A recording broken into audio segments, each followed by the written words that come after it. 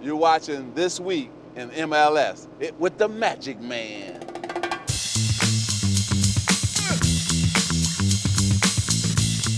Magic Johnson. The Magic Man. Is your hype man? Holy moly. Yeah. Wow. It was awesome. I met so many cool people. Well, first of all, it's good to see you again. Good to see you. Welcome back, Calen. It's nice to be here. LA was fun. I got to meet Magic, Will Ferrell, LAFC, the Galaxy hosted me. So many nice people in the soccer community, but not the nicest people on the streets. I was going for high fives and just getting shot down left and right. That just makes Can me sad. I get one right now? Right now. There we go. All right, should we get into this? Let's do it. You're back. You're already talking too much. Okay, here we go. All right, well, just like last week, we were going to start with the Timbers and the Sounders, who faced off as part of Heineken Rivalry Week, and this time the Timbers dominated at home 4-2, but before we get to the game, Calen, we got some sobering news last week about Clint Dempsey, diagnosed with an irregular heartbeat. And if you're a member of the Sounders teams, you know, you've been playing well, you're kind of hitting your stride, you get this news. What does that do to the atmosphere in the locker room? Like, if you're a player on the Sounders, how does that affect you? Well, I mean, you got to remember that these guys are friends first. They're a family. You spend more time often with these players than your own family at home. So the first thoughts are immediately going to Clint. I'm sure guys have been to see him or talk to him to make sure he's doing okay. It sounds like he's in good spirits from all reports. Health comes first before football. And I think everybody's going to know that. But yeah, you hope that he's going to be able to come back to this team because they were hitting their stride, adding Ladero, Jordan Morris getting into form, and then him. So it's got to be frustrating from the soccer side, but bigger things at hand. Yeah, and it was not the reaction I think that Sounders fans wanted in this game. I checked the score, and all of a sudden it was 4-0. I was like, what is going on? But let's talk about the playoff implications of this one. The Timbers now sit 3 points above the red line. I believe the Sounders are now 4 points below. So for the Sounders to kind of get back to where they were before this Dempsey news, before this game, what do they have to do? How do they have to kind of rally to climb back? I actually really like this part of the season because the end of the tunnel, you can see the light at the end of the tunnel, and these sort of discussions about the red line jockeying start to get a little bit more tangible. That said, there's 24 points left on the table for Seattle Sounders. So that's 8 games. That's a full season almost. There's the home stretch still ahead. They're in great shape. It's crazy to say, but they're in great shape considering all the turmoil, the coaching change, you know, some of these injuries, and now I think they've still got a run in them. Portland, though, you see the difference with Adi. Yeah. I mean, he is a physical presence unlike any other in this league.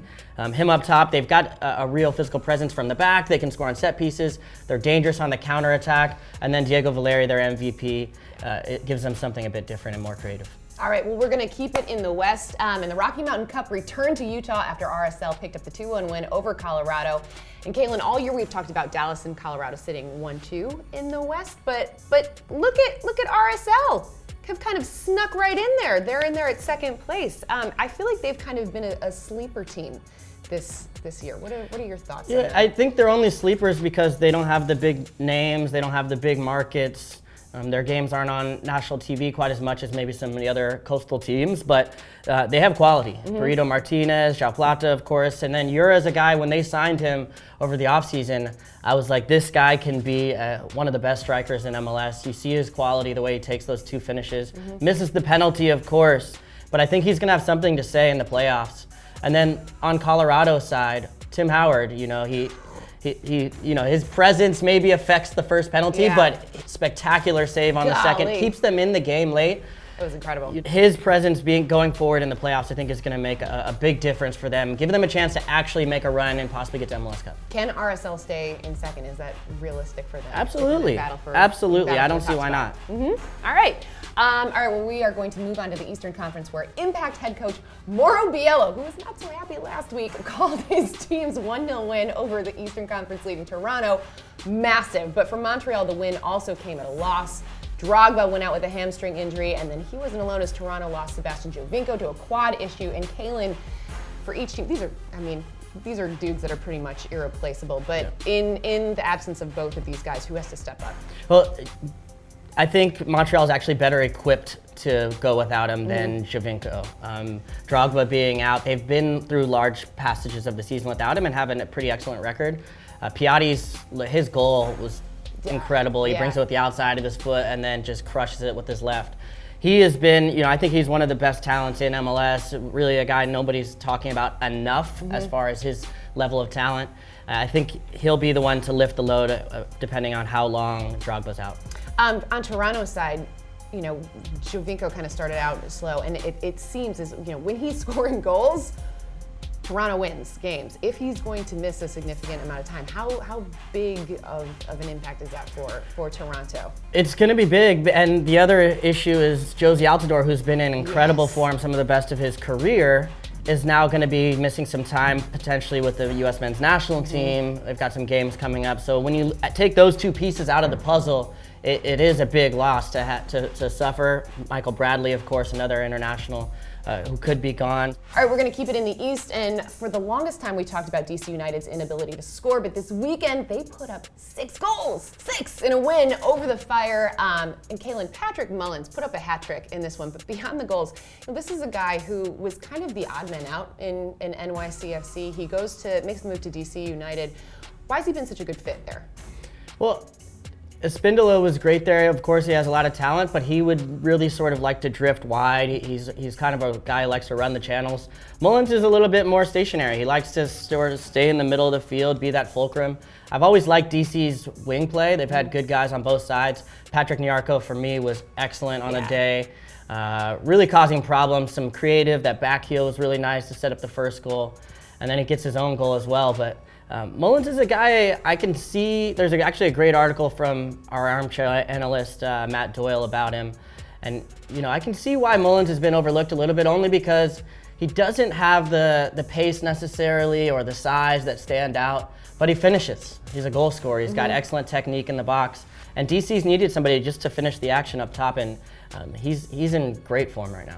In our Facebook Live little edition that we did earlier, you said that you think it's going to come down to Orlando and DC sort of battling it out for that final playoff spot in the East. Is Mullins the guy that can kind of give DC the edge? Absolutely. I think he's a guy that can carry them into the playoffs. You saw even his rookie year, he had an assist in the MLS Cup. So he's been through some of these tough playoff matches. He is a bit tested, even though he's a young player.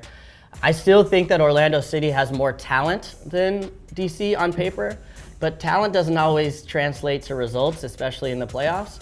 DC, I think, has the strength in the back line, which might give them the edge. But I don't know. Jason Kreis has these guys looking good already. They got a good win at home against NYCFC. Sure did. All right, well, there are plenty of other games that you could have seen this weekend that were part of Heineken Rivalry Week on MLS Live, with the Red Bulls and Union picking up 3 points apiece. It's looking like it's going to be quite the shuffle on top of the Eastern Conference standings, Calen. I still think the Red Bulls are the best team in the East. I do. Why? I think. Why? Make a case. Well, I think they've got the most depth. You see a guy like Dax McCarty. How many people can lose their captain in the center midfield and then have a guy like Sean Davis to bring off the bench? And he's not only just held his own, he's been a big contributor for them. Sasha Klechton, who's been probably the best midfielder in the league this season. And then BWP has got the leading goal scorer. I think he's tied with 18 right now. And then the other difference for me is they can get goals off of their press. For me, you want to be able to count on, I know how this team scores goals, and for me, they're always going to get goals from their press, and then set pieces, Jesse and Armis and Dennis Hamlet always have a little wrinkle to throw in, which is going to play big in the playoffs. Red Bulls, I like it. I'm going on a limb I like it. Well, Calen, I've been waiting for weeks for you to be a part of this new segment. It's not really a new segment where we just gave it a new name. I've been watching it. It's really fun. Yeah. Did you see that? Isn't that good? Yeah, That was our exciting. producer, Seal came up with it. Cool. Okay, since you've been absent, I'm gonna let you go first. What was your big did you see that Did moment? you see Boniek Garcia's 2 kids? They're the cutest kids in the world. They were wearing full U.S. men's national team kits, and they've also been working on their set pieces. The Dynamo need to sign them right now. Go out there, I promise you we will win the Texas Derby next time if we can sign these 2 kids. Make it happen, Chris Canetti. I need to see this signing happen. Is that how the segment goes? I guess. You kind of made it your own thing, but yeah, Okay. That was good. What was I yours? like cute kids. Oh my gosh, there was a lot to choose from. The one that's sticking out in my mind is the goal line clearance by Matarrita, the NYCFC against Orlando.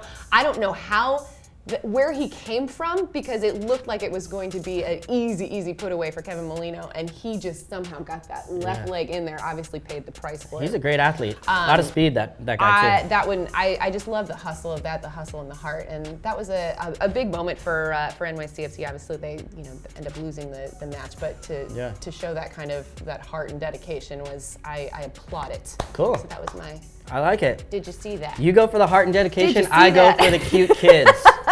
All right, Calen, we're gonna take a look at some of the Facebook questions. Oh, cool. That we got from our Facebook Live show that we did. Get in there on Facebook. All right, we've got this is from Gersharan Jeet Singh. You have a lovely accent. Thank you. I don't know what that was. I hope I pronounced that correctly. I'm butchering these names. He wants to know, does Toronto or NYCFC have a chance of winning the Supporters' Shield? I think Dallas are going to win the Supporters' Shield. Okay. They're in the best form.